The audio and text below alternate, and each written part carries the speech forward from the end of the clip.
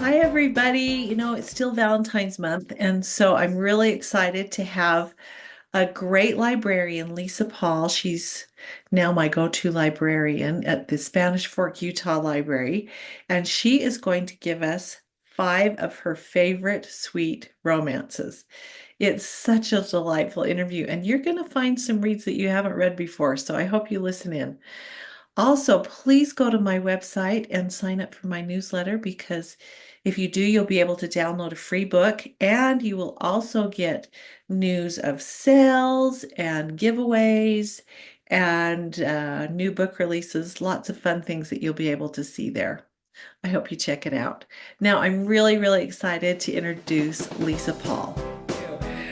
Lisa, thank you so much for being here today. I'm really, really excited. I met Lisa just a couple weeks ago at a library event in Spanish Fork, and I thought I would love to hear a librarian's perspective on her favorite sweet romances. So what is your favorite genre? Is Romance by far, romance? 100%. Yes, Okay. I read a ton of romance in all sorts of subgenres, which is really nice that you can be primarily a romance reader and still read fantasy and sci-fi and historical fiction and all of the things. So it really is just the best way for me to be able to still read a variety and feel good.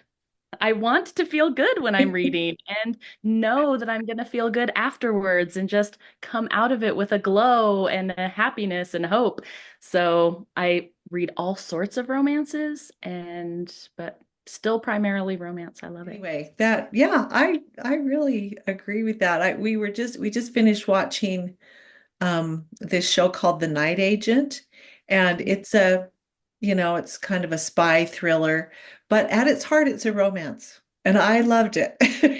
Yep, Because- that's what will keep you invested in stories, right? It's not usually the plot, it's usually the characters and what's happening. My husband and I watched Bones for years and years. I don't know if you Oh watched Bones. yeah, But yes. underneath it all, we were all just waiting for them to get together and, had some interesting mysteries along the way. Exactly. I like that one. I can't watch that one as frequently because it is kind of gross. They have a lot of gross stuff in there Yep. And but it yes, got darker and darker as it went on. So those oh, last seasons were harder to for watch. But darker. Yeah, but I do, yeah, that love story.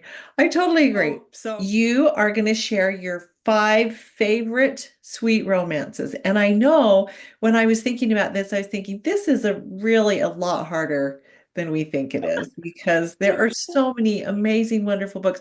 Usually it's the book I just read that's like, oh, this is my favorite. But and I did warn you going in. I was like, this is going to be so hard to narrow down, even when you're narrowing it down to I don't know, arbitrary rules in your own mind. Like, okay, how am I going to filter down these just so many books that I would love to recommend. So yeah, I have five and I could go have for 500, it. but Let's go want for to start? it.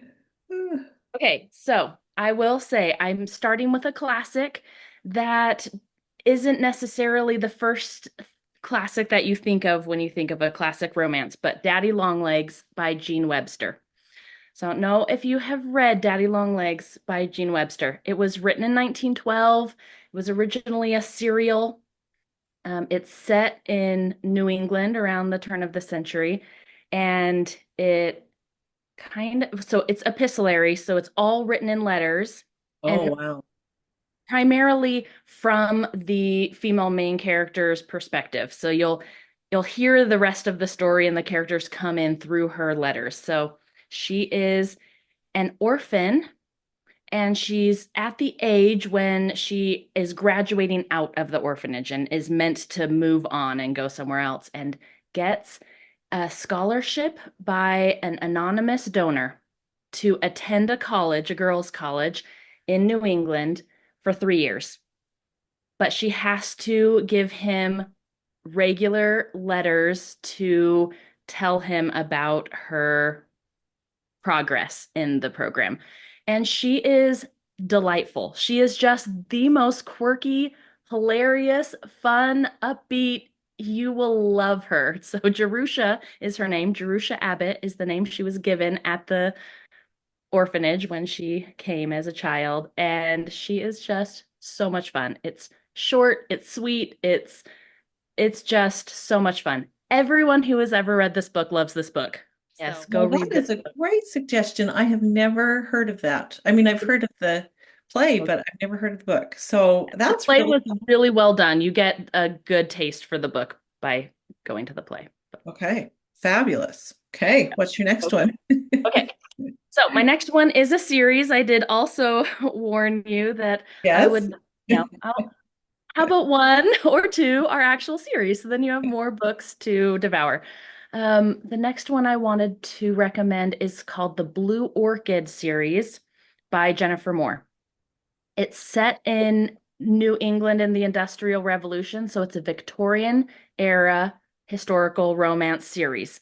Okay. There are five main books that um, followed these women who have decided to create a society to join together as like-minded, intellectual, independent women rather than compete against each other in the marriage mart or scheme and try to demean each other, which happened a lot in the time and place. And they are just wonderful characters. They are so fun.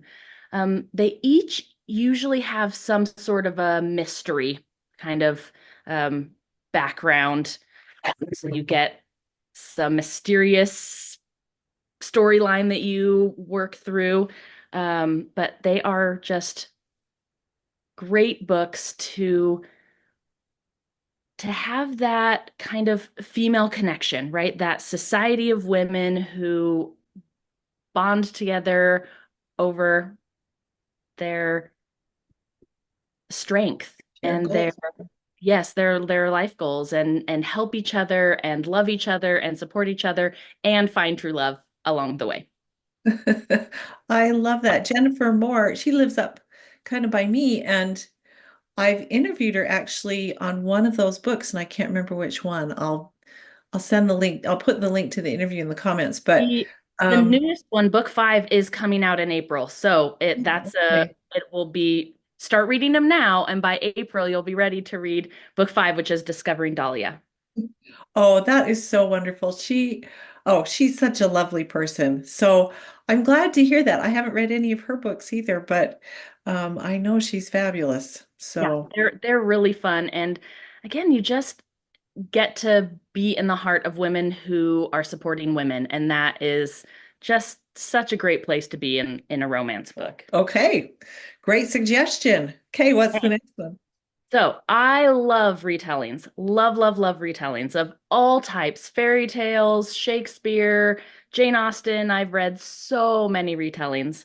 And recently, like you said, right, it's the ones I've read recently that I remember the most. And a retelling that I've read recently was a Regency retelling of While You Were Sleeping, which is not a story you get retellings of very often.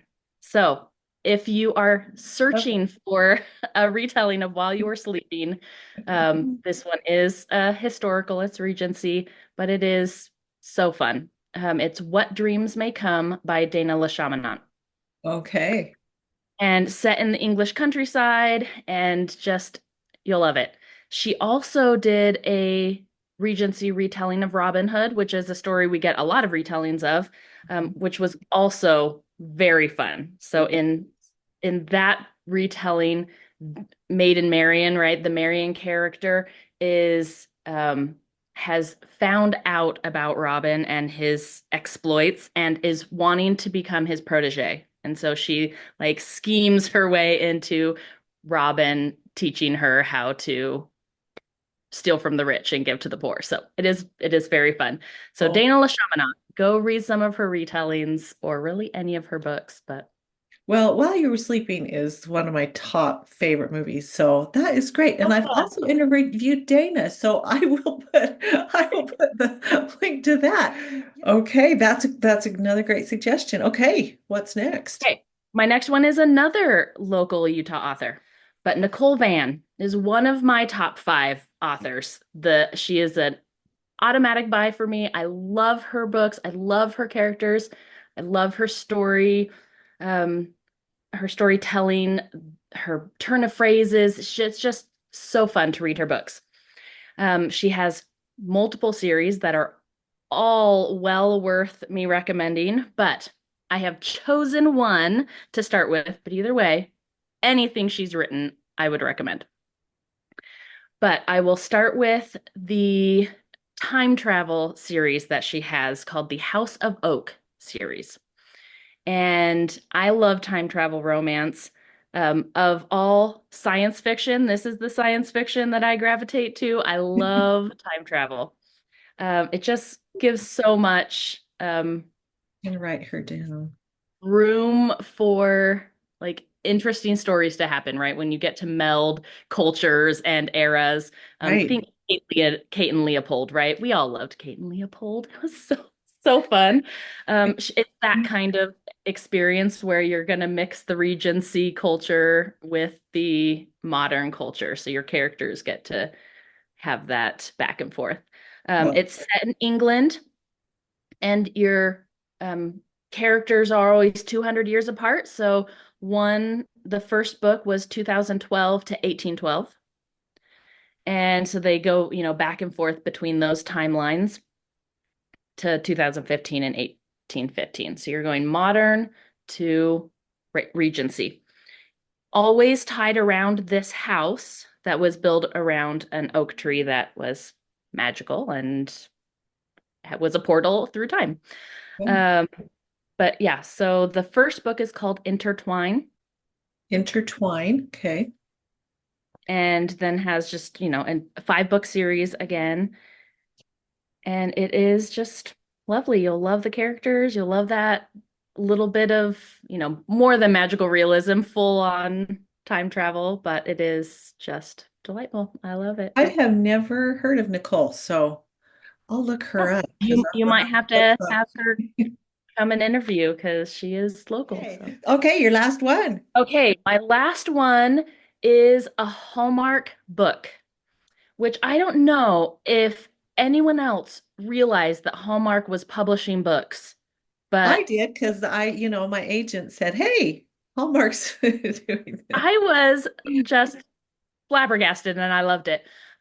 We've all watched Hallmarks, right? And there are just times and places when you just need a Hallmark comfort food kind of a thing. But I am a reader way more than I am a watcher. And so when I realized that Hallmark had books, I grabbed one. Well, I accidentally grabbed this one as an advanced reader copy and then found out it was a Hallmark. But it was Sweeter Than Chocolate by Lizzie Shane. Okay. And it was adorable. I loved it. Had all of the good Hallmark things, small town setting, and the main character owns a chocolate shop that has been in the family since her great grandmother. They have a secret recipe for Cupid chocolates that if you eat them on Valentine's Day, you will find your soulmate. So it's And a little bit of magic, just a teeny. right, so just a little bit Okay. of magical realism in Okay. there.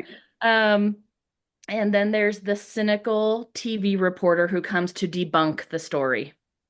And so it's delightful. And I watched the movie. They made it into a movie as well. So they have a Hallmark movie called Sweeter Than Chocolate. But of course, I am a reader. The book is better. I loved the book. I loved the movie as well, but hands down, the book was the way I wanted to consume that story. It was so sweet. Fabulous. That is really a great suggestion. It Thank was you. it was really fun. I'm It going to was look up all of these and try to read them. My to be read pile is 6 feet growth high, always growing. but that's okay. Oh, well, Lisa, we are definitely going to have you back. Really, what I wanted to do most with these five was to find those hidden gems that maybe some of your readers haven't Oh, heard of. mhm, So some absolutely. that I just loved that I hope more readers can experience.